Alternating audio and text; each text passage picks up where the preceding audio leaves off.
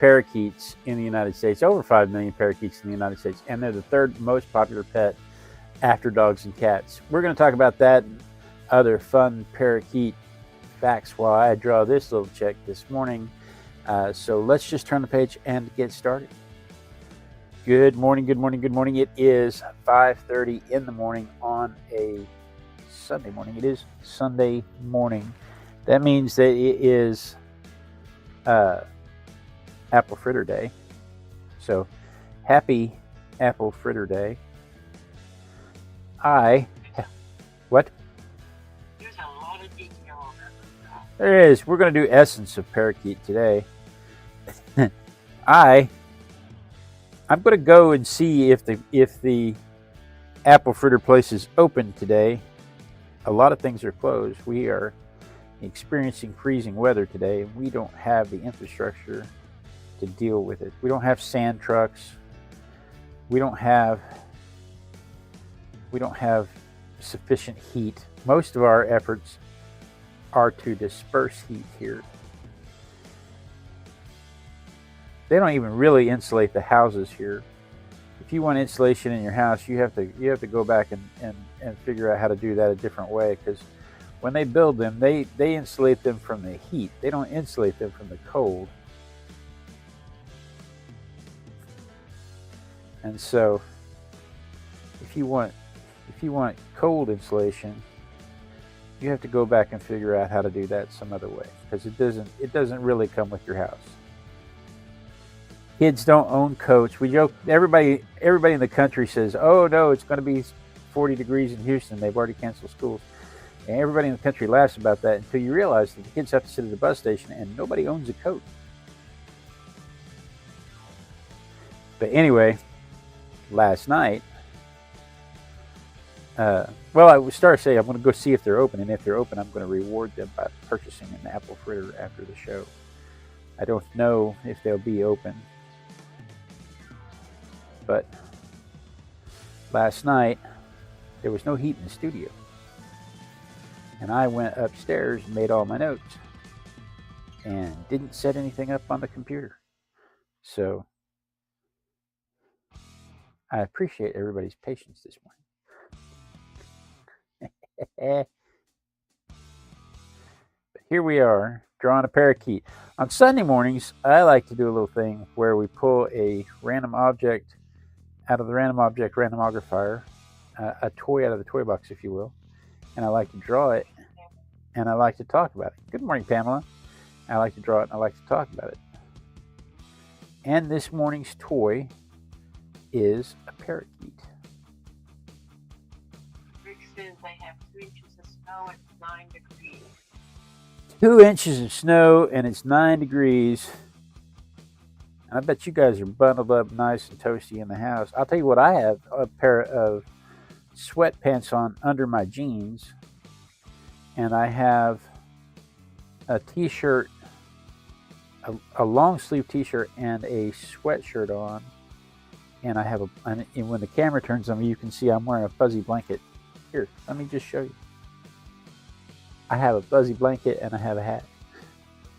And I have my wife makes these things called corn bags. Yeah, my wife makes these things called corn bags, where it's a sewn pouch with deer corn in it. And you can put that in the microwave, and the moisture in the corn holds heat. And what happened to that wing? Why can't I see what's happened with that wing? The moisture in the corn holds heat and keeps the corn bag warm. So you have a nice toasty experience there.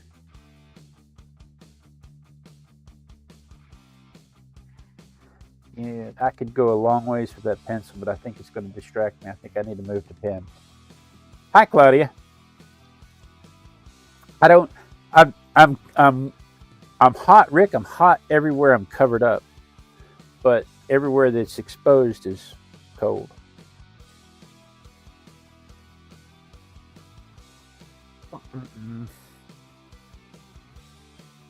We were at Petco yesterday. We made the rounds yesterday to go pick up some groceries so my daughter could bake bread. So there is fresh bread, Mother. Don't let her tell you there's not fresh bread. Regular free. Regular bread. She baked bread. I know. She baked. Oh yeah, yeah. She let it rise, and let it set, let it rest, and the whole works. Good for her. So while we were out, we stopped in at Petco because my son, actually, Bob the crawfish died, Oh man. and I was going to check and see if there was another crawfish at the pet store. There was not, and that's probably a good thing because I don't need another pet store crawfish when there are so many restaurant crawfishes that I could just rescue for free. But for those not in the know, I have an aquarium set up for pet crawfish.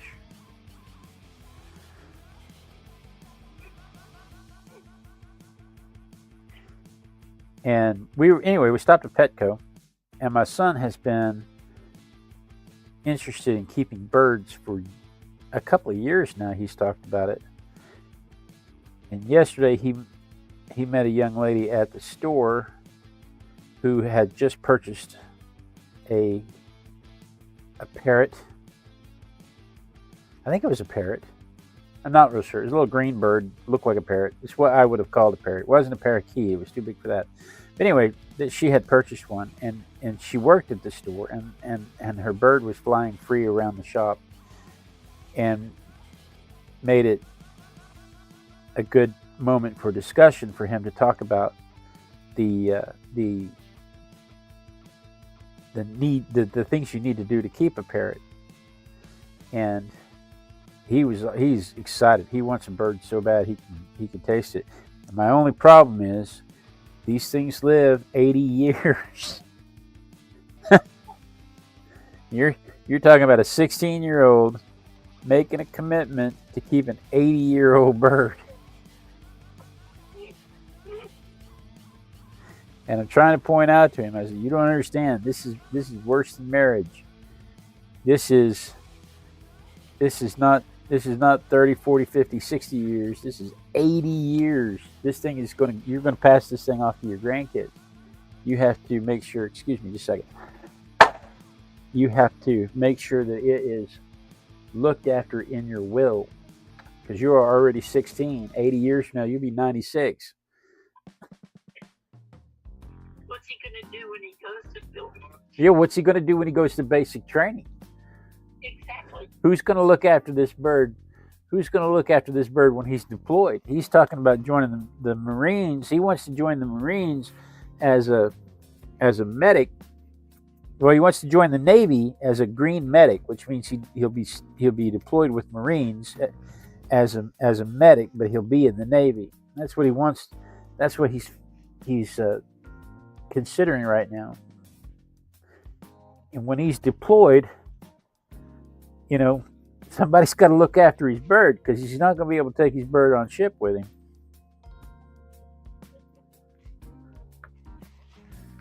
And I said, these are all things you have to consider. And I'm not trying to poo-poo your idea, but they live 80, can live 80 years.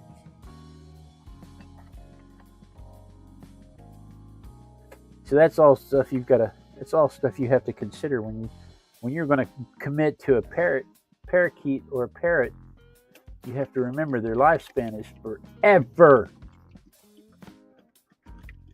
He should work at a pet store. I should work at a pet store, and I had this conversation with the lady at the pet store yesterday. The minute they come in with hermit crabs, I'm going to be all, hey, hermit crabs are not ethically sourced. Every hermit crab you bring into this store had to be wild caught. When they come in with the tropical fish, I'm going to be the employee saying, "Hey, these are not ethically sourced. These are wild caught, and the way they catch them is not humane and is terrible for the coral." Yeah, that's not the place for him. Yeah. Oh, you said he should work at a pet store. I thought you said I should work at a pet store. Well, it's the same thing. Kind of. It almost is. Yeah. You said he should work at a pet store. And then I talked to the young lady last night about. She said, I said, she runs kind of a rescue for reptiles and birds that people abandon. And she's talk. I told her she should open an conservation ethically minded pet store. And she said she couldn't afford it. She'd love to, but she couldn't afford it. And I said, well, contact the ASPCA and see if you can get a grant. What?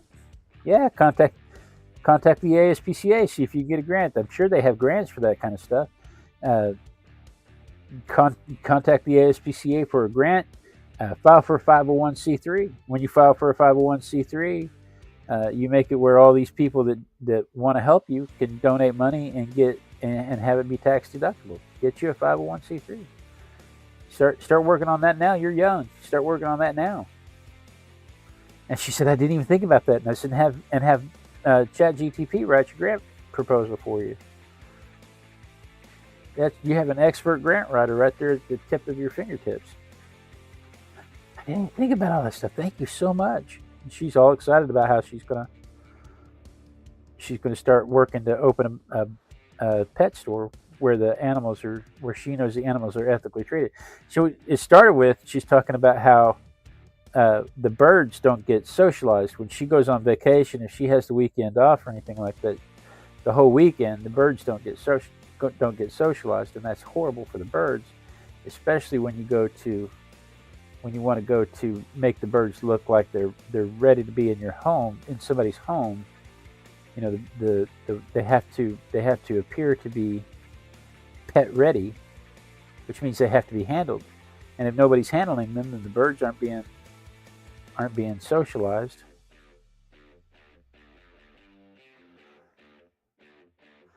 And if the birds aren't socialized, then nobody will want to buy them. And so it's a concern for her. It'd be neat to see if she does it. But their parakeets are bred ethically. Most of their birds are bred ethically because Australian parakeets come from Australia, and Australia made it illegal to export parakeets in like 1894. They realized that tens of thousands of their birds were going overseas, and so they made it illegal to export them.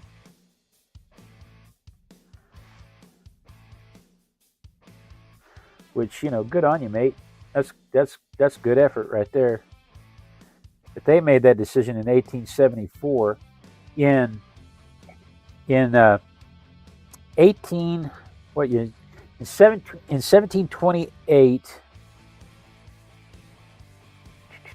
What happened? No, that's not right. It wasn't 1728. In 1805, that's what I started to say the first time. In 1805, a fellow sent a specimen to London of a parakeet. Nobody had ever really seen a parakeet in London before that, and so they sent it in, and it got documented, it got studied, and it got documented, and it got added to the big book of species, and then, but they didn't have a live one in Europe until 40 years later, until 1840s. And then they were so rare at that time that they gave a set of them to the Queen, and they were considered rare jewels because they were so rare. Nobody had ever seen anything like that.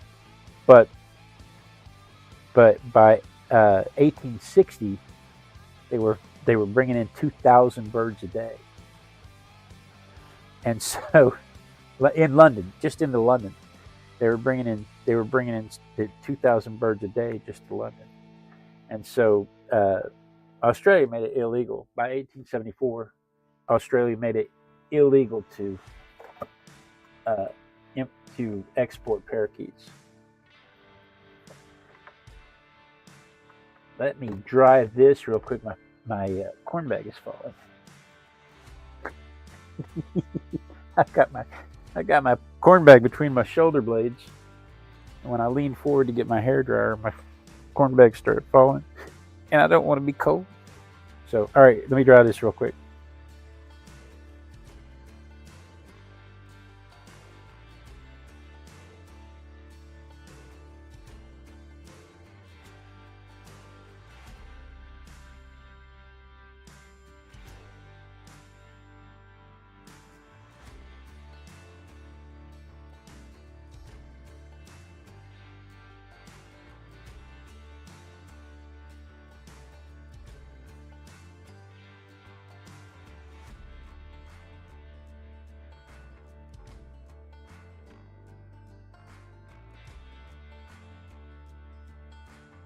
I should get a Darth Vader hat, Rick. That sounds like it'd be really cool. I don't actually own a Darth Vader hat at the moment, but I should get one. Rick says I should wear a Darth Vader hat to stay warm. And that would have been handy, especially for yesterday when I was doing the Imperial Star Destroyer.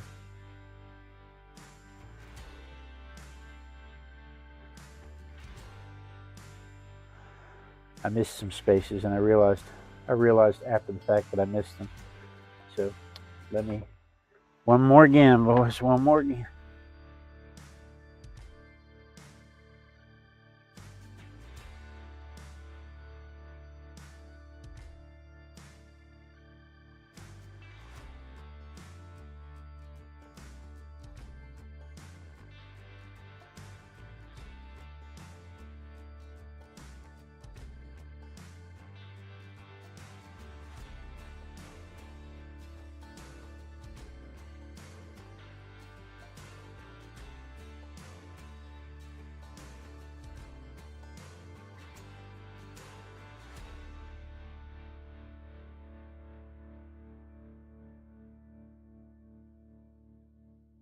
We have rods and cones in our eyes to help us see light and color, and I don't remember which one it is that lets you see. I don't remember which one it is that lets you see color versus which one it lets you see light. But one of them, the one that lets you see color, we have 3 of them. And it lets us see most of the spectrum, but we can't see ultraviolet. We can't see the very dark or the extreme ends of the spectrum. We can only see the middle range of the spectrum. Parakeets, where we have 3 and they have 4, or we have 4 and they have 5, because they can see in the, what is it, Mom? Yeah, and whether it's 3 or 4 that we have, they have 1 more than us. So they see the ultraviolet, just like the swallowtails that we had the other day, the swallowtail butterfly that we had the other day. They can see the markings on the swallowtail that we can't see. They can see the patterns on the flowers that we can't see.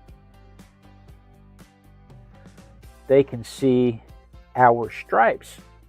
Humans are striped like tigers. Not quite as many stripes as tigers have, but humans are striped. And if you want to have a good time, go get you a UV light, go get you a black light, and go into the bathroom, take your shirt off with your black light, and have a good hard look at your stripes if you never have before. And look and see your pattern of stripes is as different as your fingerprints, and everybody's got them. Everybody's got some form of them somewhere on their body. Why? We can't see that. we we can't see in that range. Why would we have stripes? What stage of our ancestry did could see in the ultraviolet that our ancestors developed ultraviolet stripes? So the parakeet can see our stripes. The parakeet can see our stripes. The swallowtail butterfly can see our stripes. That's crazy. I wonder if the parakeet can recognize our stripes the way we recognize each other's faces.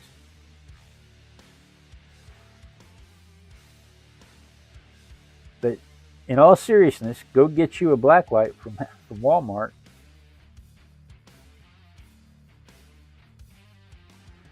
And go into a dark room with a mirror, and you can look at your stripes.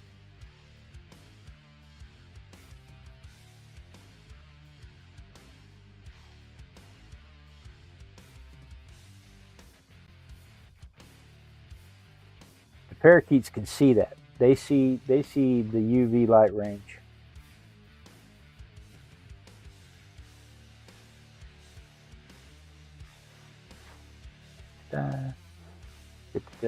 They can mimic words.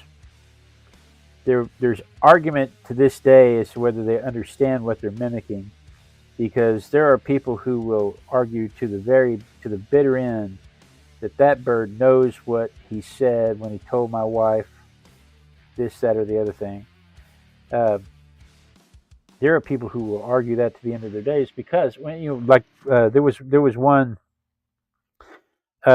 there was one named Puck that knew 17. This is where I got the 1728 a while ago. There was one named Puck that knew 1728 different words and could use them in context.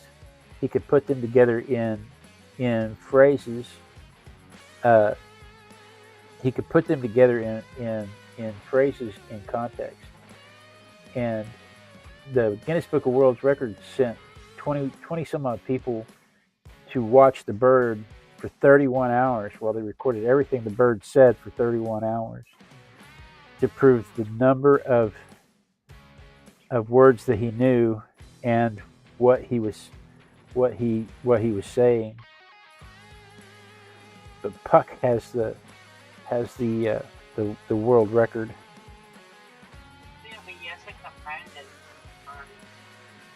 Hi, Jessica. Hola.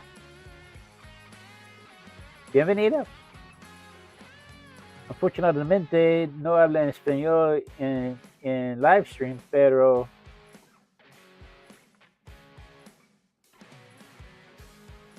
bienvenidos. Okay.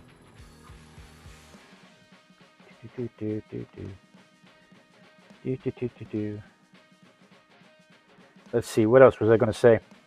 You know, Puck only lived to be 5 years old, though. That was in 1995. Puck only lived to be 5 years old. And again, these things lived to be 80, so Puck wasn't having the best life. Let me dry this real quick. I'm going to ink it.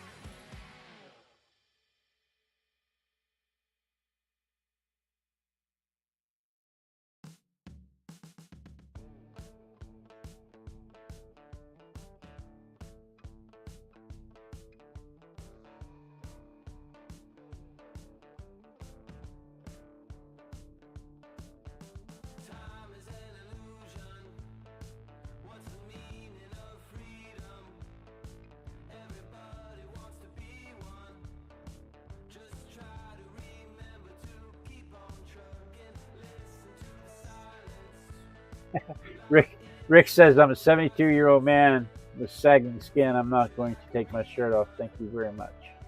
I will keep my shirt on. I can appreciate that. I personally am somewhat of a nudist, though. I will take my shirt off all the time. to the lament of my wife.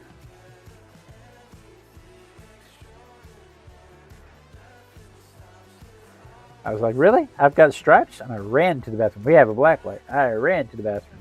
We have stripes? How cool is that? I want to see my stripes. Mine goes across here. It's pretty cool. I want my parents to do it. I've never mentioned this before, but I want my parents to do it. I would like to know if my stripe is at all similar to theirs. If I inherited a stripe.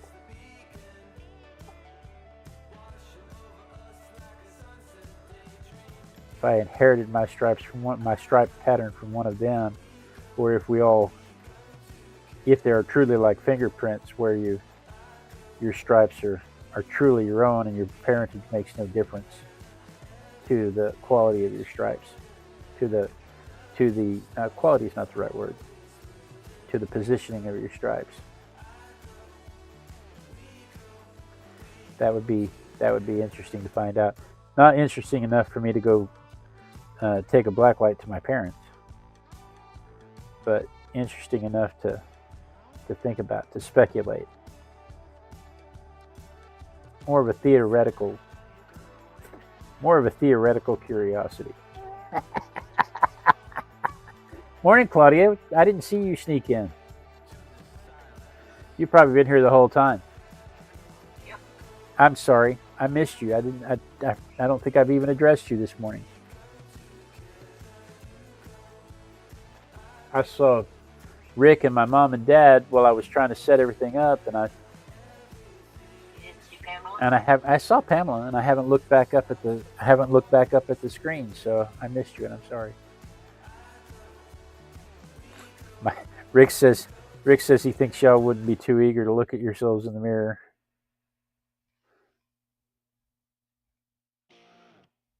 I don't know. My dad's somewhat of a nudist also, so there's a good possibility there. He may already be digging for a black light. Fortunately, that's one thing we don't have. I can help you with that. I have several.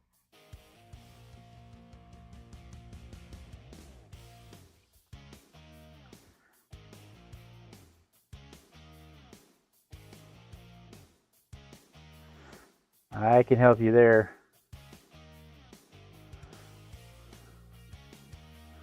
But that seems to be exactly the kind of thing my dad would be all over. What? I have stripes? Let me see. Of course, he's also a curious person like I am. He may have already mapped yours.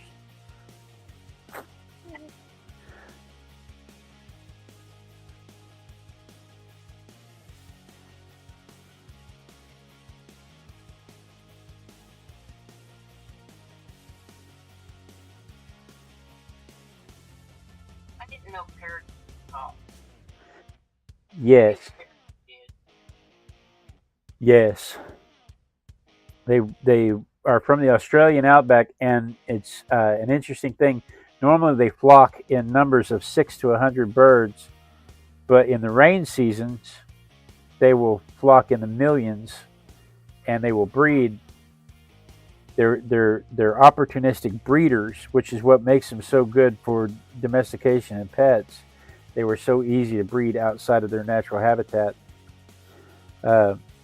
and when it rains, when the rainy season comes, they will band together, and their numbers will exceed several million, and then dwindle down into the hundred thousands between rainy seasons.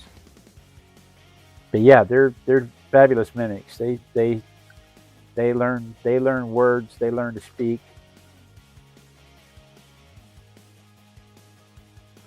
The natives, the indigenous peoples of Australia, would follow them in the wilderness because they would always lead you straight to water. What is today? Today is the 25th of January. So if you were lost in the wilderness and you found a flock of parakeets, you could follow them, and they would lead you straight to water. They were considered good spirits. Did I talk about everything I wanted to talk about? I think so. They could turn their head 180 degrees like an owl. They sleep on one foot with their head tucked under the wings. All very interesting stuff. But I got lost on the human stripe thing. Anyway, there is my parakeet compared to the photograph. Let's see it. Let's see it from my perspective. Your youngest turned 21 yesterday, Claudia? Wow. My youngest turned 16 in Tuesday, in 2 days. Did you know that 16 years ago we had this kind of weather? Yes. It's a funny story. We were in Norman, Oklahoma, where my wife gave birth to my son, and an ice storm was coming. There it is from my perspective. There was an ice storm coming, and we stayed the night, and we packed up to go home. And as we were trying to leave, the nurse came in to stop us. And she said, well, we haven't done all the tests that we're supposed to do. And I said, there's a blizzard coming, and we can't stay. We have to get home. She said, well, but we haven't done all our tests. And I said, are you going to pay for the hospital room to put us up overnight if we stay the night? And she said, well, no, I'm not authorized to do that. I said, are you going to provide us free food for overnight if we stay for the night? And she said, no, I'm not authorized to do that. And I said, then you're not big enough to stop us from going home. And I took my wife and kid, and we drove home. And the four of us, me, my wife, boy 2 and girl 2, and he was an itty bitty thing. We went home and immediately lost electricity when we got home. And we sat in the front room with gas heat. And the four of us had 4 days together by ourselves. No other outside engagement. And it was fantastic. It was absolutely fantastic. And you know what? The state is shut down until Monday, and we're doing it again now. So there's that. What am I going to do tomorrow? Let's see. I know I've kept you in suspense longer than normal telling stories. But let's see what the suspense. Rick says their youngest is 46. Is that the redhead, or is the redhead the grandchild? The redhead's the grandchild. Tomorrow, what is this? Oh, is this? I don't know if this is Safari though. I don't think this is Safari. I think this is Houston Zoo. But tomorrow we have a panda. We can talk about how they're not really bears. We can talk about how they tuck and roll to get down hills. We can talk about all kinds of cool things. We can talk about their really cool markings and why they're striped like that. But we can talk about all kinds of fun things about pandas tomorrow morning at 5:30 a.m. Texas time. So be sure and set that notification bell so you don't miss it. My mom's got to stop and think how old her youngest is because she's got so many. It's going to change in 2 days. Yeah, how old your youngest is going to change in 2 days. Rick says the Ginger's his grandchild, and she's 25. So let's see, guys. Thank you so much for joining me. I do look forward to this every day. My parents. My dad has a son, my mom has a son, and then they have a son between them. So, and all of them are sitting on camera right now. So, guys, thank you so much for joining me. I do look forward to this every day when I get to art with my besties. I dart down the stairs every morning to do this with you guys because I love it so much. Thank you so much, Claudia, Pamela, Rick, Jessica. Thank you so much for joining us. Gracias para atender, llegar. I do look forward to this every day. Be sure and tune in tomorrow, same Artistic Biker time, same Artistic Biker channel. And then we dance. We dance until somebody says they see me dancing, because that's how we know that the lag has caught up to the stream.